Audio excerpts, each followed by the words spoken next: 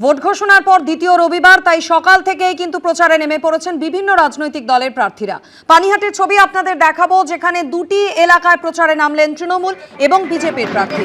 পানিহাটির ৩ নম্বর ওয়ার্ডের পাঠাগার রোড এলাকায় প্রচার তৃণমূলের প্রার্থী তীর্থঙ্কর ঘোষের, আর অন্যদিকে পানিহাটির ২৬ নম্বর ওয়ার্ডের উসমপুর বটতলা এলাকায় প্রচার সারলেন বিজেপির প্রার্থী রত্না দেবনাথ।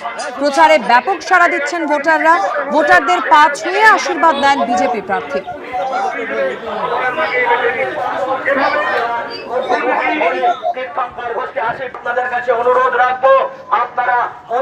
আমার কাকিমা সম্পর্কে কোনো বক্তব্য নেই। উনি যে ব্যথায় ব্যথিত, আমিও সেই ব্যথা অনুভব করতে পারি। সেই ব্যথায় ব্যথিত যে রাজনৈতিক দলের ক্যান্ডিডেট, সেই রাজনৈতিক দল সম্পর্কে আমার অনেক বক্তব্য আছে। আমাদের দলের বক্তব্য আছে, আমাদের সহকর্মীদের বক্তব্য আছে। পানিহাটি বিধানসভা কেন্দ্র হচ্ছে সারা বছর মানুষের পাশে থাকা একমাত্র মূল মন্ত্র। আমরা সবাই নিজেদেরকে সহকর্মী মনে করি। আজকে আমি প্রার্থী হতে পারি, কিন্তু এখানে যে কেউ দাঁড়িয়ে আছে জিজ্ঞাসা করুন, তারা বলবে সেও নিজে প্রার্থী। সেইভাবেই তারা এই ইলেকশনকে মাথায় রেখে বাড়ি বাড়ি কাজ করছে। মানুষের সারা আপনারাই দেখলেন, বাড়ি থেকে নিজেরা বেরিয়ে আসছে, হাসি মুখে বেরিয়ে আসছে। কেউ বলছে ভালো রাস্তা পেয়েছি, যেই ধরনের রাস্তা চেয়েছিলাম সেই ধরনের রাস্তা পেয়েছি। তৃণমূল প্রার্থীর পাশাপাশি প্রচারে বিজেপি প্রার্থী রত্না দেবনাথ। প্রচারে ব্যাপক সাড়া ভোটারদের পা ছুঁয়ে আশীর্বাদ নেন বিজেপি প্রার্থী। মেয়ের বিচার চান রত্না দেবনাথ। প্রার্থীর সঙ্গে কথা বলতে গিয়ে কান্নায় ভেঙে পড়েন ভোটাররা। মানুষের প্রচুর সমর্থন আছে, কিন্তু মানুষের অনেক অভিযোগও রয়েছে। এই যে ড্রেনেজ ব্যবস্থা ভালো নেই, সবসময় জল জমে থাকে, এগুলো মানুষের অনেক অভিযোগও রয়েছে। মানুষ আমার মেয়েকে ভোলেনি। আমি ওদের অভয় দিয়ে বলছি, আপনারাও বেরোবেন। আমি জিতবো মানে আপনারা পানিহাটি বাসী জিতবে। বিচার তো আমি আদালতেই পাবো। বিচারের জন্য মানুষ কি করবে? পাশে থাকবে। হ্যাঁ, কিন্তু এই যে মানুষের দুরবস্থা, সেটা আমি চোখের সামনে দেখতে পাচ্ছি। হুটখোলা গাড়িতে চেপে ভোট প্রচারে বেরোলেন বিধাননগরের তৃণমূল প্রার্থী সুজিত বসু।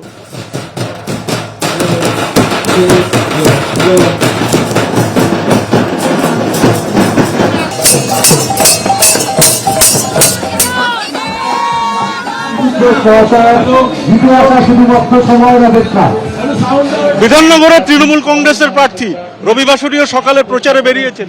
সরাসরি কথা বলবো। সুজিতদা, কি বার্তা, কি আর এলাকার মানুষের সঙ্গে তো কথা হচ্ছে, তারা কি বলছেন? তারা একটাই কথা, তারা আবার আমাকে রিনিউ করে দেবে, এটা ওরা বলেছে। আর আমি আবার কাজ করবো মানুষের জন্য, সারা বছর করে আবার করবো।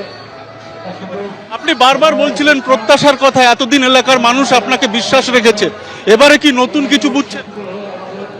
নতুন কিছু না, আমার সঙ্গে দীর্ঘদিনের এখানকার মানুষদের সম্পর্ক, সেটা বিশ্বাসের সম্পর্ক। ওরা সুজিত বোসকে বিশ্বাস করে, সুজিত বোস এখানকার জনগণকে বিশ্বাস করে।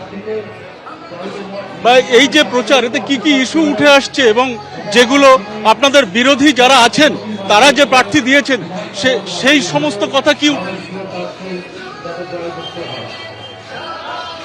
দেখুন, আমি আপনাকে বলি, আমরা ডেভেলপমেন্টের কথা নিয়ে মানুষের কাছে যাচ্ছি। আমাদের রাজ্যে যে উন্নয়ন হয়েছে তার বিধাননগরও তার প্রতিফলন হয়েছে। বিধাননগরও প্রচুর উন্নয়ন হয়েছে, রাজ্যে উন্নয়ন হয়েছে, বিভিন্ন প্রকল্পে মানুষ সুবিধা পেয়েছে। তাই আমরা উন্নয়নের স্লোগানে নির্বাচনে আছি। স্যার, যেটা ইলেকশন কমিশন বিজেপি ষড়যন্ত্র করে বহু মানুষের নাম বাদ দিয়েছে, তার প্রতিফলন এই কেন্দ্রতেও আছে। মানুষ তার জবাব দেবে।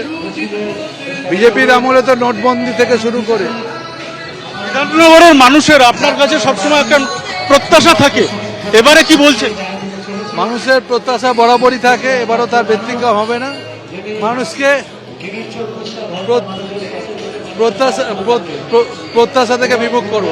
এবিপি আনন্দ, এগিয়ে থাকে, এগিয়ে রাখে।